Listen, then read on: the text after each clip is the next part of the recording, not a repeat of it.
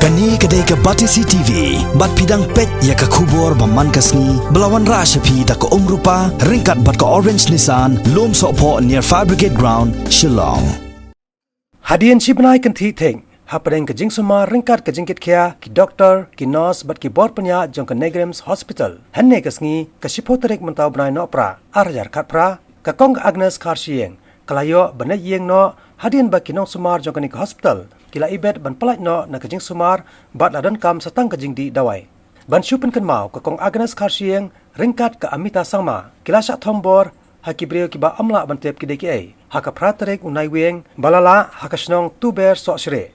Kasnong ke bahak Papua East Gentiles District. Bat haka ni kejuk kesngi hadian balai kejing sumar ke bakar ke hajuai. Lawan penkit no marmar sya Negrims Hospital mau diang-diang. Da kejing simkia jong kinong sumar hang ni. Haki kindiat sengi balala ke Amita Sangma kalayo benda iyeng no khamkloy. Bat haka ni kesngipan sakakong Agnes Karsieng kalayo ban mi no na hospital. Hadin malami na kajaka sumar ke Batisi TV kalayo ruban keren cipor bat kani kelong kami. Kabalong kanong yalam jong ka CSWO.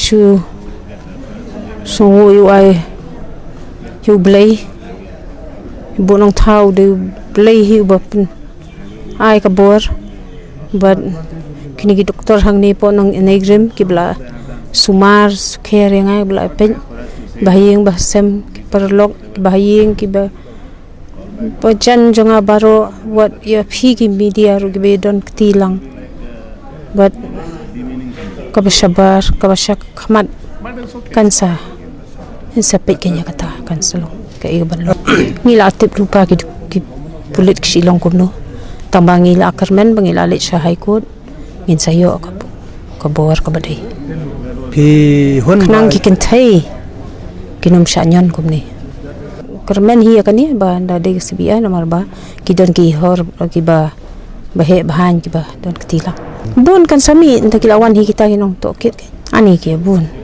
bang adang longom ni hadian ngansa nang ai tho ki bro minta tengam pat yung adak barit ki baria ki bahe ba ki itu ki ba ai baro de jing doai jung ki bangasa ki imbiang